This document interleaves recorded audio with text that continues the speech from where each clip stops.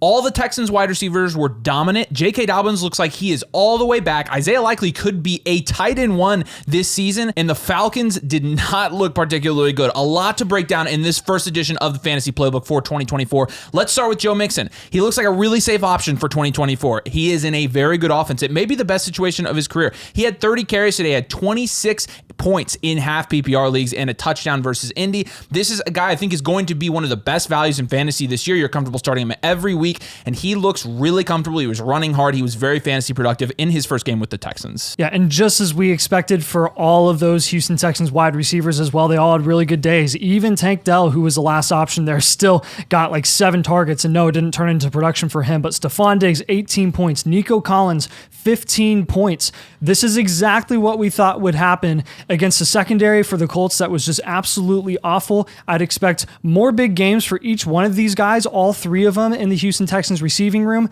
but don't be fooled by an absolutely horrible secondary and an ideal matchup for them week 1. J.K. Dobbins, again, it looks like he's back. It always does, but 10 carries for 135 yards. Let it be known that Gus Edwards did outcarry him by 1 carry. However, you had 2 big plays from J.K. Dobbins that got him that 135 yards. He had 21 points and a touchdown versus Vegas. The main thing for Dobbins is can he stay healthy, but it looks like he was the better value in fantasy drafts between Edwards and Dobbins this year. Yeah, and moving over to the Atlanta game, Bijan Robinson, despite a poor performance for that offense overall, had a really productive day. He had 16 points. He got 23 touches. Tyler Algier did not eat into his workload literally at all. All he had was like 3 carries, and he did that all without scoring a touchdown against Pittsburgh. So, again, one of those matchups that you're looking at, you're like, hey, this could be a concerning outing for Bijan week 1, and he ended up being just fine. So I think you're looking at him with a high-end running back 1 trajectory quite easily this year. Drake London, who you were drafting in the second round of your fantasy football drafts, had 2 catches for 15 yards today. Kirk Cousins looked rough. First game back from injury, tough defensive matchup. The offensive line looked rough. TJ Watt looked like a baller. Ray McLeod actually had more targets than Drake London and Kyle Pitts combined today. That should tell you all you need to know. London had 2.5 points today. Obviously, we don't expect that to be the norm. More to come about that in this video, but a rough start for Drake London. At least Kyle Pitts caught a touchdown, though. Yeah, Rhamondre Stevenson got 31 touches today. We tried to tell you that he was going to have a good first week in an offense that's very much in limbo. Don't really know who's going to be the best option there in the receiving game, the passing game, but at the end of the day, we knew that Rhamondre Stevenson was going to get all of that opportunity and all of that workload, and he did. 31 touches, only put up 21 points, so not super efficient with his opportunities. It took a touchdown for him to get there as well against Cincinnati. Don't expect that workload to be the same every single week. I don't think he's going to get 30 touches every week, but you know that he's the guy, and you know that he's going to have at least a pretty safe floor from here on out. We started the NFL season off with Isaiah Likely coming out and absolutely dominating for the Baltimore Ravens, which was a little bit entertaining, obviously. He had 21 points, and he led the Ravens in targets with 12. He was essentially playing wide receiver out there. Yes, he's a tight end in your fantasy leagues, but he was pretty much lined up at wide receiver, getting wide receiver targets, getting dumped down targets, and he was also like a toenail away from having 30 points in week 1. Mark Andrews, on the other hand, looked really slow. I wouldn't panic about Mark Andrews yet, but Isaiah Likely is going to be the hottest waiver pickup of the week, most likely, and he could end up being a league winner if he continues to get targets like he did in week 1. Yeah, and Rashee Rice finished that night with 14 points. He got a majority of the targets in that offense. He's the slot wide receiver, the exclusive slot option there for Patrick Mahomes, and he picked up right where he left off last season, and that was with a ton of impressive yak ability. He just looks electric out there, and so does Xavier Worthy, the tiny 165-pound rookie that everyone said was too small, and while there were size questions, he kind of put him to rest, at least it seems, in his first game. Gets 2 touchdowns, and while it did require those touchdowns for him to put up 19 points, I think you're looking at him this year as a very, very comfortable flex option for sure. It's going to be worth monitoring that situation as Hollywood Brown gets healthier and comes back and is eased into that offense and gets his role that we expected him to have going into this season. But man, it was really, really fun to see all of those receiving options in Rice and Worthy, and even some of the no-name tight ends like Noah Gray getting some usage there as well. So a good day for the Chiefs overall. Jayden Reed was on fire to start his NFL season. He had 31 points and 1 touchdown against the Eagles, and we expect more of this from Jayden Reed, but a lot of people don't. Obviously, the Jordan Love injury is a big headline that we're going to cover in this video, and we'll also tell you what to do with Jayden Reed here soon, but he started off really hot, picking up where he left off last year, where he was a wide receiver 1 through the last 8 weeks of the season. This week, he was also wide receiver 1. Great start for Jayden Reed. Can we all celebrate together and just celebrate the fact that Saquon Barkley is finally in a good situation. 33 points in his first game with the Philadelphia Eagles, even with Jalen Hurts' rushing upside, rushing capabilities, even with A.J. Brown and Devonta Smith and Dallas Goedert getting his own in that offense in the same game. It gets 3 touchdowns against Green Bay, who has a new DC, kind of a new situation this year for them overall. But look, at the end of the day, I could not be more pumped for Saquon Barkley as a player and as a fantasy asset this year. I mean, he has the potential to be a league winner, even though he went at the 1-2 turn in fantasy drafts this year. My goodness, his usage in the passing game and the running game was absolutely amazing. Could not be more excited. Ladd McConkey had a solid start to his NFL career. He had 12.5 points with a touchdown. He did lead the team in targets like we predicted he would, and we expect him to build on this. He really is the only guy there. You had Quentin Johnson, who actually out-targeted Josh Palmer today, but in terms of the Chargers wide receiver room, it looks like Ladd McConkey is going to lead the way, and that's promising if you drafted the rookie wide receiver in like the 7th or 8th round of your fantasy drafts this year. Yeah, and DeVon Achane decides to pick up right where he left off last season before the injury. He gets 7 targets, 7 receptions for 75 yards, and he gets a goal line carry. That was really, really surprising for Avery and I. We were expecting Raheem Mostert to get all that goal line usage again because he's the bigger back, and they go ahead and they just ride with Achane. They went with the hot hand. They went with the guy who's the most electric in that game, and that was very clearly DeVon Achane in this game against Jacksonville. So he was able to do that with Tyreek Hill, posting 22.5 points today.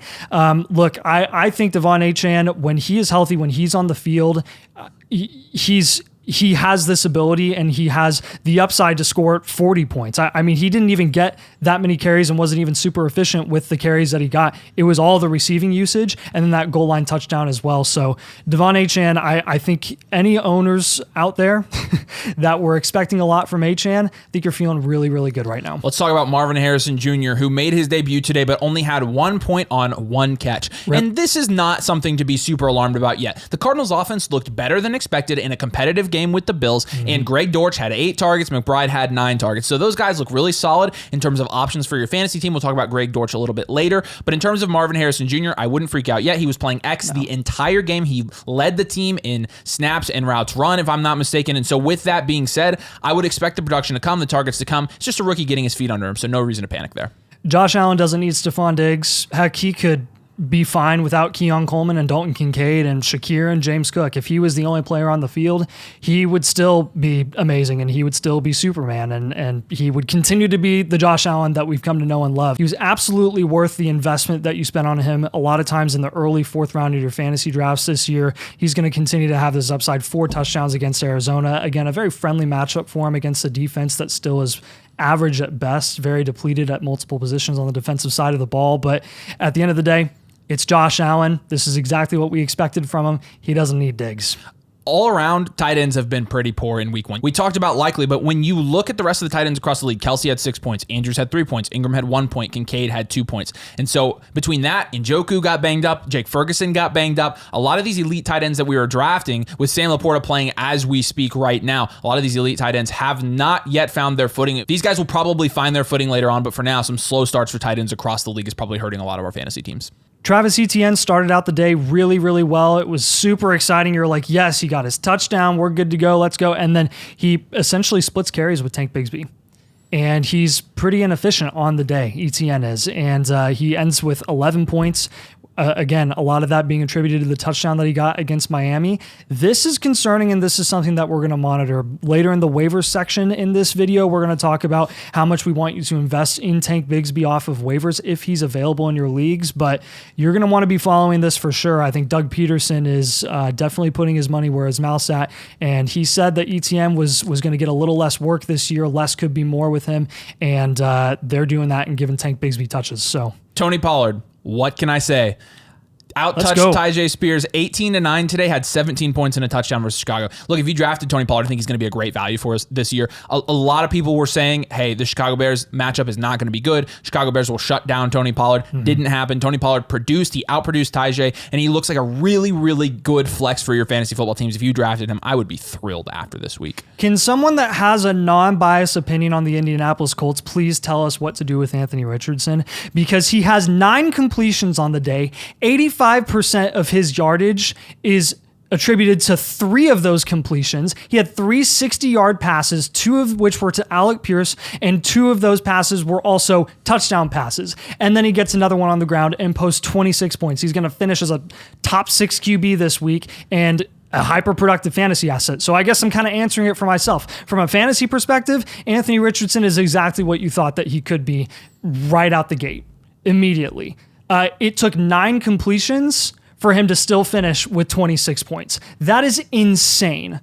All that to say, I think I'm definitely concerned about like how consistent Anthony Richardson can be as a passer, and that could affect not just his own production, but the production of other receiving assets in that offense as well. So something to monitor. Alvin Kamara is probably never going to fall off. He'll probably never hit the age cliff because today he came out 83 yards rushing, he had a touchdown, he did have 5 receptions, but he had 19.5 fantasy points and a touchdown versus the Carolina Panthers. Again, kind of a crapshoot game. You had Jamal Williams come in and produce here a little bit as well, and Kamara, obviously, it was like 30-0 in the first half. But with that being said, Alvin Kamara was a guy you were getting late in drafts. If you went no running back, grabbed Alvin Kamara, you're going to be super happy with what he did today and expect to see that, hopefully, the rest of the season as well. Ken Walker was absolutely dominant this week, and it was really fun to watch. And it was great to see him and Charbonnet get their own in that offense as well. It was very clear that Kenneth Walker was the number one guy. He was the dominant alpha running back there. Charbonnet wasn't taking away from him so much as he was complimenting him, specifically in the receiving game where he got a nice little breakaway run and was able to score a touchdown there. But with Kenneth Walker,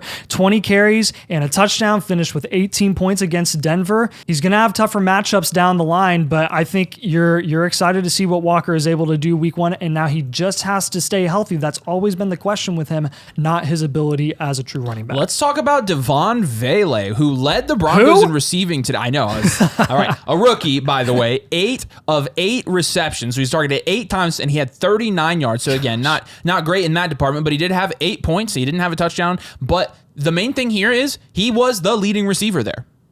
We didn't have that. Nobody had this guy on their radar. We played Dynasty and this guy wasn't on our radar, right? And so this is a guy that's going to be heavily targeted, I think, in waivers this week. And so we're going to talk about our waivers here in a second, but this is a guy that's going to be able to, you're going to want to keep an eye on him. And it's a wide open wide receiver room. You saw Troy Franklin get a healthy scratch today. Yep. You got Josh Reynolds there, you got Mims, you got Sutton, and this guy out targeted them all today. In his first game in the NFL, a no name. So yeah, something to monitor there. The targets were evenly spread out with a lot of volume provided from Bo Nix. I think Cortland Sutton had 12 targets and Josh Reynolds had 8. I think all of those are viable flex options, honestly, down the line. And it just, time will tell which one will end up rising to the top. Zeke Elliott is the running back to own in Dallas. If you didn't think it before, I think you should now, because he got the opportunities to score touchdowns, and he did. He scored a touchdown over Rico Dowdle, who a lot of people believed Rico Dowdle was going to be the guy there. Zeke Elliott has that pre-established chemistry with that offense, with Dak Prescott, with everyone there in that franchise in general. So yeah, it's ugly. Yeah, Zeke isn't what he used to be because he's old. He is a running back to have there, in my opinion. It's not pretty. Finished with 12 points. I still think he has a relatively safe floor.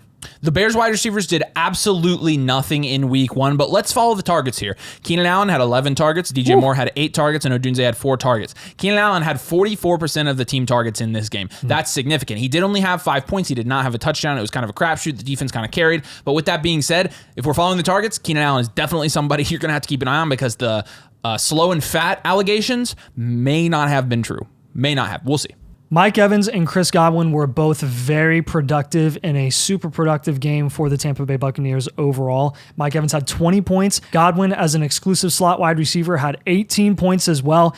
They both were incredibly productive. Really, really happy to see that when they just were not clicking on all cylinders last year in the receiving game. The Bucs offense overall looked super good. Baker Mayfield had 4 touchdown passes. He was able to provide a ton of volume. Even got Jalen McMillan involved a little bit. He got a touchdown, only 1 reception and a touchdown with that, but he had a couple other targets in the game that were also 4 touchdowns. So look at this guy to be kind of like a touchdown deep threat on the outside, and a red zone guy as well, potentially. So Rachaad White as well had a really decent. Rachaad White as well had a decent day. I think people are going to overplay the Bucky Irving stuff because they took Rachaad White off the field when the Bucks were dominating at the end of the game. Bucky Irving played a series or two, and he got some late carries that didn't really matter. But Rachaad White is the guy to own there. Rachaad White is getting all of the relevant touches and opportunities, and he's making a dent in the receiving game like he usually does. And then the last game was the Cowboys-Browns game, and like pretty much nothing good from fantasy came from this, besides Jerome Ford, who had 16 points today and ended up salvaging his day. So, with Ford, it was kind of a tough matchup, but because it ended up being a blowout, he ended up being somewhat productive. So you did see him get 7 targets and had 6 receptions. That's really encouraging for me. And so Jerome Ford was a top performer this week. So let's move on to this portion of the video we're going to call the Rookie Report. We're going to take a minute here and just look at the top rookie performers before we get into our injuries, our waivers, and our buys for this week to help you dominate your fantasy drafts. If you're new here and if you're watching, this is the only video you need every week to dominate your fantasy leagues. And so make sure you subscribe. Make sure you drop a like if you want us to do this every week, which we're going to anyways. But turn on your notifications if you want to get this as soon as it comes out. We release it on Sunday nights. See it before your league mates, and then absolutely beat them to the punch. That's the goal of this video. In terms of rookies, there were a couple high-performing rookies. Obviously, you had Xavier Worthy, we talked about, with 20 points. Brian Thomas Jr. had 13 points as well. Jaden Daniels with 28 points. We talked about Lad McConkey. Rushing upside. Yeah, and then Brock Bowers, Bo Nix, McMillan all had around 10 points. And so you had some of those top performers. You had guys like Odunze and Marvin Harrison Jr. who only had 2 points. So all across the board, you've got some guys that are going to start faster, some guys that are going to start slower. But it is interesting, how you had how many? 1, 2, 3, 4, 5, I think 6 guys in double figures in terms of rookies this week. Yeah. So really, all of them were viable options to at least flex week 1 in their first game of their career, other than Marvin Harrison Jr. and Odunze, which I guess you would not have expected. But all those other guys, it was surprising, and it was really fun to see for each one of them. And I'll let you rattle off the injuries real quick. Yeah, so we got Jordan Love escaping the dreaded ACL tear, or just completely destroying his knee. It literally looked like it popped. He ended up being fine, kind of fine. It was an MCL sprain. He'll be out for a few weeks, but we expect him to be back.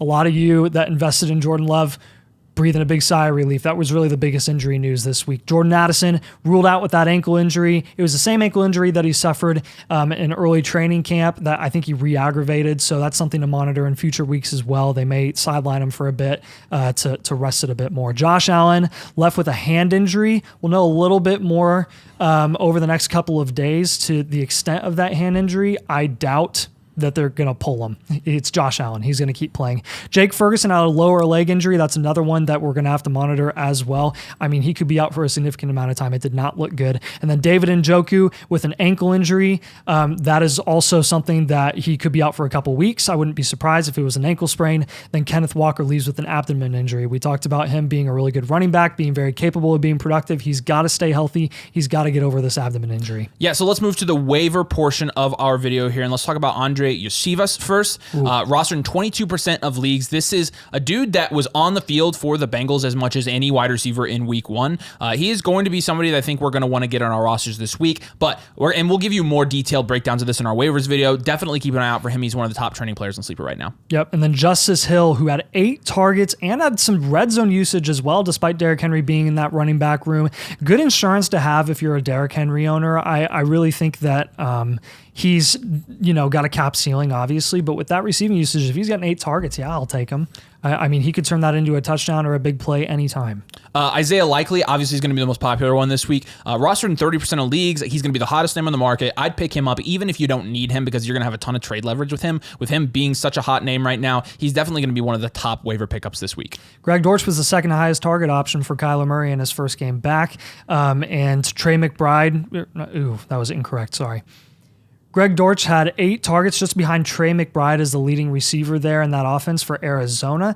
Obviously, you're going to expect that to go down as Marvin Harrison Jr. gets more comfortable in his alpha role. And even Michael Wilson, who had a receiving touchdown today as well. But Greg Dortch is a guy who has been serviceable in the past. You've been able to get him off waivers, and he can help you out in your flex here and there during bye weeks. He could be a guy that you want to hang on to for a couple weeks, see if he can't duplicate this success. Alec Pierce is going to be a popular one this week. And look, we're Colts fans. We've seen Alec Pierce through his entire career. He had 3 receptions for 125 yards. Yeah. This is not something you're going to see every week from Alec Pierce. I wouldn't spend a lot of your waiver budget on him. With that being said, you might still go for him on waivers because he's also going to have some trade value this week. Rashid Shaheed is literally the Saints version of Alec Pierce. They're one and the same. Shaheed, same thing today. He had a touchdown, a big play. He had a couple receptions for like 75 yards, and he ended up with 16 points. So just another guy that is going to be a big name on the waiver wire because he always is every single year when he has a big game like this.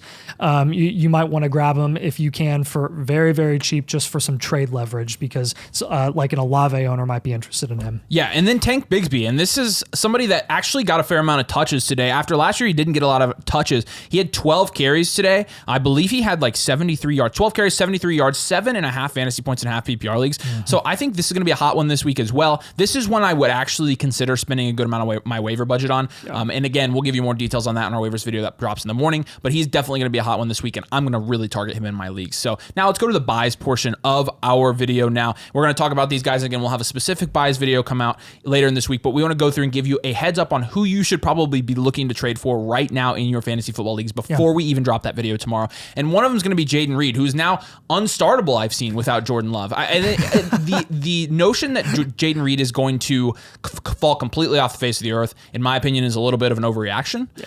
With that being said, especially as a slot wide receiver.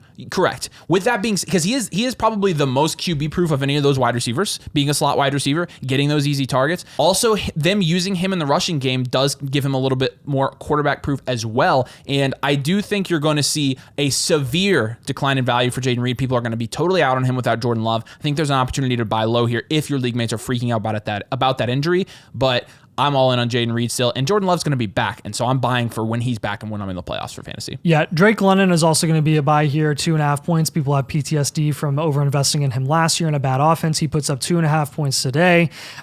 Look, we knew the Falcons were going to start slow. We ranked almost all of the Falcons' assets accordingly this week because we thought they'd start slow in a really tough matchup against a really good defense in Pittsburgh with TJ Watt. So, look, I'm expecting Drake London to bounce back from this and be just fine. If you can get him at a discount, I would definitely capitalize on that because he is still the number one option for Kirk Cousins, who provides a lot of volume. Michael Pittman, and again, don't tell us we're homers. I mean, we have sat here all day and crapped on Anthony Richardson and the Colts, but Michael Pittman is going to have better weeks than he did today. Only 7 points, but Alec Pierce is not going to go off every week.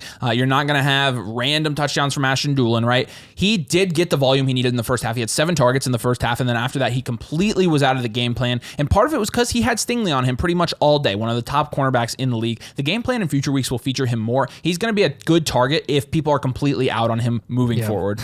And even as questionable as AR is as a passer, I think he's going to have more than 9 completions on a weekly basis because he's demonstrated that in the past as a rookie last year. Yep. Tank Dell, I'm also going to have as a buy here. I think he's going to get his turn to be the top option there against better secondaries that are dealing with Nico and Diggs and really focusing on them. Again, we knew that this was going to be a dream matchup for Nico and Diggs against a terrible secondary. People are actually going to guard Nico and Diggs and actually not let them get free plays on 3rd and 12 for 50 yards when they're doubling them and still let them catch the ball. So with Tank Dell, I still thought he looked solid today. He got plenty of opportunity. It's just where is that opportunity going to be on the field in future matchups? And I think he's going to be just fine. People are going to freak out because they're like, okay, it's Nico and Diggs. Dell is the odd man out. And now we know it's week 1. Let's chill out. Let's go invest in Dell at a discount. We'll wrap it up here with Chris Godwin, who, yes, had a good week in week 1, had 19 points. But Chris Godwin, we've learned one thing from doing fantasy football for a couple of years now and doing content for a couple of years. People are never high enough on Chris Godwin. They're not going to be high enough now. He is definitely more comfortable in the slot. He's definitely going to be more productive this year. He can produce when Mike Evans is productive, and your league mates probably still don't know just how valuable he could be. He could be a mid-wide receiver 2 this year. Yes. You should go buy him even after he performed in week 1. He's a great target for your fantasy football team if you're hurting at wide receiver. So there you have it. The week 1 playbook, lots to break down. Obviously, we're going to have videos every single day this week giving you advice for fantasy football, including our in-depth waivers and buys videos coming out early this week. So like I said, make sure you drop a like on this video. Make sure you subscribe if you play fantasy football. If you want this video every week, turn those noties on so you get it right when we drop it during Sunday Night Football. And like I said, we're going to try to bring you the best content we can. We'll review your fantasy team for you using all of this data that we have in front of us at flockfantasy.com/domain. Use code domain, sign up for the annual Mother Flocker tier, and you get all of our tools, our rankings, our green light start sit tool, which you'll see us use in some of our videos. And we will give you a team blueprint for free when you sign up for the annual tier, a comprehensive breakdown of your entire fantasy team, grading it step by step, position by position, making sure that you're set up to win your leagues this year. You can also get them at flockfantasy.com when you select Domain as your creator and buy a team review. We'd love to do team blueprints for you as we review teams this year. But we appreciate you guys. Thanks for joining us, and we will see you later.